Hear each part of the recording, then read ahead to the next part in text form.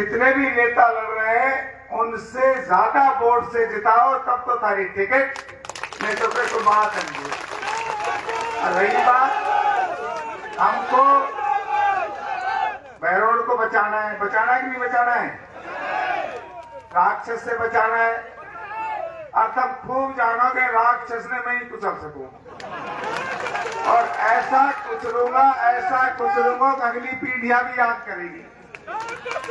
ये बहरूपिया है, बलजीत बहरूपिया, रोएगा धोएगा, कहीं किसी को बहकाएगा, कहीं ड्रामा कराएगा, कहीं से मेरे ऊपर कोई एलिगेशन लगवाएगा, कहीं कुछ करेगा। वो आदमी नहीं है, इंसानियत तो उसमें है ही नहीं। ऐसे आदमी को सबक सिखाए बिना बहरोड को नहीं बचा सकते। जब मेरा कार्यकाल था, वसुंधरा जी की सरकार थी, ऐसा कोई गांव नहीं मैडम, आपके आशीर्वाद से आपने दिया जो दिया, कोई माई का लाल चैलेंज से कह सकता हूं, एक भी गांव नहीं है कि जिसके अंदर काम नहीं हुए, और जो लोगों ने मांगा वही काम होते थे। बहरोड को अलग तरह का बना दिया था। आप भी कहती थी कि बहरोड राजस्थान में सबसे श्रेष्ठ है, पढ़ाई में श्रेष्ठ, हर चीज तहजीब में श्रेष्ठ। और आज के बहरोड है कि बहरोड श्रेष्ठ तो है, पर एक राक्षस पैदा कर दिया, इसलिए सारे उठाई गिरे बहरोड में आ गए। हाँ, वही गुंडागर्दी मतलब उठाई गिरा, जेब कतरे, सारा काम उल्टा सुल्टा होता रहा। बहन बेटियां सुरक्षित नहीं रही, आदमी सुरक्षित नहीं रहा, क्राइम ले रहे, फैक्ट्री को लूट लिया। आपके टाइम में माननीय पूर्व मुख्यमंत्री जी, बहरोड की 3 हाट लाइन थी, जो सड़कें आपने दी थी बहरोड की, जब आप यहाँ आई थी, लोगों ने मांग की थी, वो काम सारे आपके दिए आज चल रहे हैं। और सारा ठोगो मोची है, ने छोड़ो ना, एक मोची रो रहा बेचारा, बोलो साहब मुनी ना छोड़े, रेडी वाला है ने छोड़ा ना, और कुछ इसने छोड़ा नहीं। इसलिए मेरी टांग भी लगड़ी बह रही है। अरे तुम ये कहोगे मैं घर कहीं के ना पहुंचू तो सोच लो भाई लगड़ो आदमी तो ना पहुंचो, फिर जब टांग में प्लस्तर बन रहे तो कैसे पहुंचूंगा? तो अब आप ही डॉक्टर जसवंत, आपने ही चुनाव लड़ना है, मैडम की आन बान और शान के लिए चुनाव लड़ना है, क्योंकि मैडम ने ये टिकट आपके नाम पे दिया है। इस टिकट की रक्षा करना आपका काम है, और बहुत भारी वोटों से जिताना आपका काम है। मैं आपसे फिर कहता हूं, कांग्रेस का तो मैडम यहाँ कोई वजूद रहा नहीं, पता नहीं कांग्रेस के तो 2-4 हजार वोट आ जाते। जो भ्रष्टाचार कराया, जो तांडव नृत्य कराया है, अपनी पार्टी को खा गए। हमारे सामने बहरोड में कांग्रेस को वजूद है क्या? 1000-2000 वोट आ जाए तो आ जाए। अब ये तमाशा करेगा, कांग्रेस को वोट देने का मतलब बलजीत को वोट देना। कांग्रेस को वोट देते हो तो समझ लो बलजीत को वो वोट जा रहा है। इसलिए एने रगड़ने के लिए बड़ो दिल कर लेना, बाद में नखरा दिखा लियो, थारा पूरा नखरा सहन करता रहूंगा, हम जो कहोगा वही करता रहूंगा। दिया तो थारो भाई डंका की चोट पर मंत्री बने, कहेंगे बाप ही ना, पर बनूंगा जब ये बने, ये ना बनी तो मेरे बाप ही बने ना।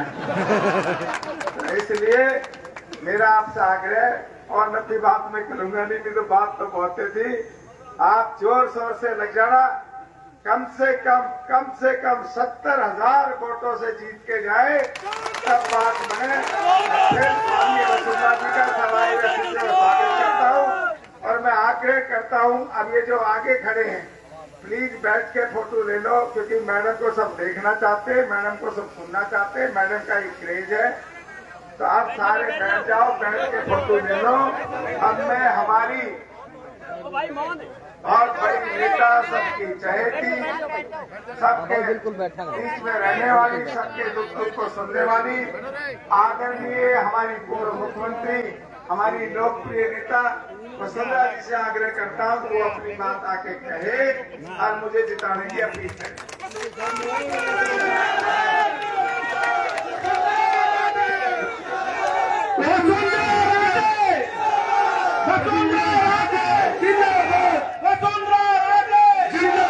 वसुंधरा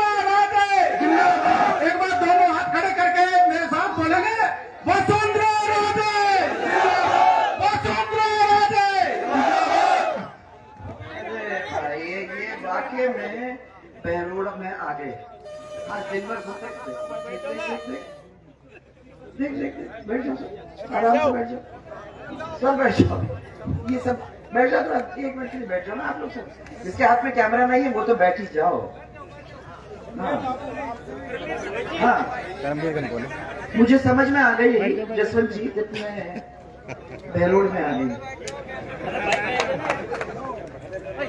रिश्ता ही अलग है, संपर्क ही अलग है, एक दूसरे के साथ बातचीत ही अलग है। और कोई आपके बीच में आ जाए तो आपकी प्यार की बात को समझे कि मालूम एक दूसरे को कौन से गाली दे रहे हैं, गुस्सा कर रहे हैं, क्या कर रहे हैं। परंतु जो आपको अच्छी तरह से जानता है उसको ये समझ में आ रहा है कि इनकी प्यार की भाषा है। अलग ही किस्म के लोग। इसलिए जब मेरे को ये कहा कि मोहित को अपने को टिकट दे के लड़वाना है, मैंने कहा मोहित तो इतना अच्छा भला बच्चा है कि क्या है, इनको अभी तो सीखना पड़ेगा इनसे। तो ये सीख जाएंगे कि ये किस तरीके से रिश्ता बनाते एक दूसरे से। तब तुम्हारा समय आ जाएगा मोहित, तुम उसकी चिंता मत करना। आज के इस मंच पर बैठे हुए और मुझे यहाँ आके बताया आप लोगों में कितना जोश है, ये सब कुर्सियों में बैठे। आज दिन भर मैंने एक भी जो जहाँ 2-3 जगह पे होके आई है, कोई भी एक कुर्सी पे बैठा हुआ नहीं मिला। आपने अच्छी तरह से बिगाड़ के रखा है। और इतना जोश दिखा कि मुझे तो विश्वास हुआ कि वो लोग जिनके यहाँ से मैं गुजर के आ रही हूँ वो तो अच्छी तरह से जीतने वाले। यहाँ थोड़ा सा आप लोगों की किस्म का जो काम होता है वही दिखाई दे रहा है। तो मुझे एक दफा आप दिखाइए कि वाकई में वो अंदर की बात है। जोरदार नारा मेरे साथ, भारत माता की जय। थोड़े से हाथ उठाए कंजूसी मत करना, देखिए मेरे भारत माता की जय। यस, भारत माता की जय।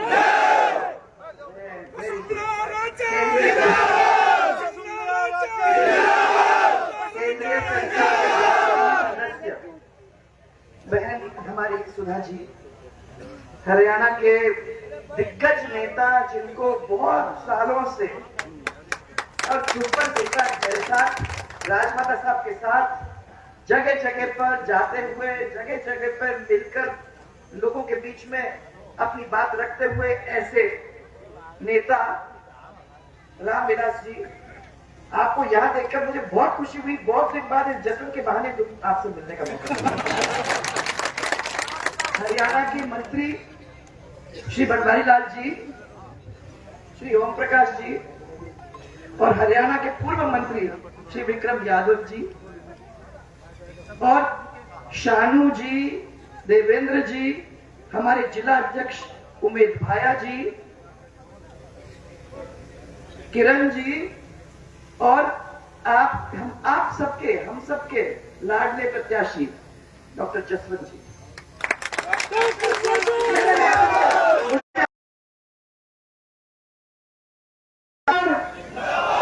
डॉक्टर जसवंत, ये है बात। मेरे को यहाँ के लोगों ने बताया था कि यहाँ के बहुत परेशान लोग हैं। यहाँ की राजनीतिक परिस्थिति सब दूर से बहुत अलग है। और मैं चला के डॉक्टर साहब को ये कहने आई थी, मैंने कहा देखो तो सही कि तुम्हारी परिस्थिति क्या है, कैसी अलग है। अलग सबसे है क्योंकि यहाँ ऐसे डॉक्टर जसवंत आप लोगों के बीच में खड़े हैं जो मेरे साथ, मेरे सहपाठी, सहभागी, मेरे कैबिनेट के अंदर मेरे साथ काम करने वाले ऐसे व्यक्ति जो 2 टूक शब्दों में सबको अपनी बात में छिपाते नहीं हैं। जो है वो आपको सबको दिखाई देता है, कोई बात छिपी हुई नहीं होती है। ऐसे व्यक्ति को कैबिनेट में रख के उनसे काम कराने का मुझे मौका पिछली सरकार में हमारे स्किल डेवलपमेंट के मंत्री, श्रम के, ईएसआई के, तकनीकी शिक्षा को संभालने वाले डॉक्टर जसवंत, ये आपके सामने फिर से हम लोगों ने टिकट इस बार दिया है। और मुझे ये विश्वास था कि इस बार अगर आपको यहाँ ये मैदान साफ करवाना है, बहरोड को फिर से जिंदा करना है और बहरोड के अंदर जो जो काम अपन लोगों ने चालू किए थे उनको फिर से संभाल के जनता के बीच में फिर से लाना है, तो फिर आपको एक ऐसे व्यक्ति की जरूरत है जो आपके लिए बिना दहशत के, बिना डर के आपके लिए चुनाव लड़ने को तैयार है, आपकी आवाज उठाने को तैयार है। कोई डरा नहीं सकता। ऐसे व्यक्ति को ढूंढने में थोड़ा समय तो लगता ही भाइयों, पर आपके यहाँ तो है रेडीमेड। आप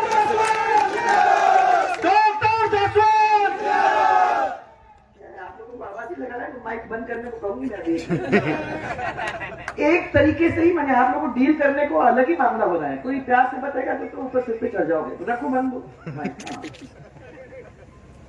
आपको मैं बताऊं कि जब ये मंत्री थे तो जो इस देश के अंदर पहली बार हुआ, राजस्थान के अंदर स्किल डेवलपमेंट का एक सबसे बड़ा यूनिवर्सिटी अगर कहीं लगा है तो सबसे पहले राजस्थान के अंदर लगा, और वो ये डॉक्टर जसवंत की वजह से लगा। ये मेरे को हमेशा ये कहते थे कि हमारे इतने सारे बच्चे बेरोजगार हैं, उनको नौकरी देने का, जो लोग हम लोग सरकारी नौकरी के द्वारा दिलवा सकते हैं उनको तो अपन लोगों ने दिलवाया, परंतु आज जो परिस्थितियां हैं स्टेट के अंदर, उसमें ये जरूरत है कि ज्यादा से ज्यादा बच्चों को पढ़ा लिखा कर जमीन पर खड़ा करने की और अपने धंधे के अंदर उनको इन्वॉल्व करने का ये काम हम लोगों को करना है। तो उसके बारे में हम लोगों ने बहुत सोचा, और सोच करके हमने ये तय कर दिया कि ITI खड़ा करें जगह जगह पर। हमने ये सोचा कि स्किल डेवलपमेंट को बच्चों को पकड़ पकड़ के उनको अलग अलग चीजों के बारे में सिखाए। इलेक्ट्रॉनिक्स है, 2-2 साल के कार्यक्रम नहीं, खाली 6-6 महीने 8-8 महीने के कार्यक्रम में उनको बेसिक सिखा के उनको ऐसी स्थिति में ला दें ताकि वो इंडस्ट्री के अंदर छोटे छोटे काम खुद कर सके। ऐसी परिस्थिति हम लोगों ने बनाने का काम किया, और मुझे बड़ी खुशी है कि अलग अलग जगह कर ऊपर हम लोगों ने ये मेले किए। आपको याद होगा रोजगार मेले, ये नाम से पहचाने जाते थे, और उन रोजगार मेलों के द्वारा हम लोगों ने करीबन 15 लाख ऐसे बच्चे थे जिनको नौकरी देने का, सेल्फ सफिशिएंट होने का, सेल्फ एम्प्लॉयड होने का हमने एक बहुत बड़ा मौका दिया। मैं इनको धन्यवाद देना चाहती हूं क्योंकि घूमे, जगह जगह गए, रोजगार मेलों में गए, जगह जगह लोगों को प्रोत्साहित किया, और हमारी मदद, सरकार की मदद की ज्यादा से ज्यादा लोगों को उस फील्ड में लाने का और उनको नौकरी का काम दिलवाने का। मेरे से लोग पूछते थे कि क्या नौकरियां आपने दी, तो मैंने कहा सरकार के अंदर हम लोगों ने करीबन 2.5 लाख नौकरी दी, और सरकार के बाहर ये नए काम से हम लोगों ने करीबन 15 लाख लोगों को नौकरी देने का काम किया। हमारे यहाँ उस समय में कोई पेपर तो लीक नहीं हुआ।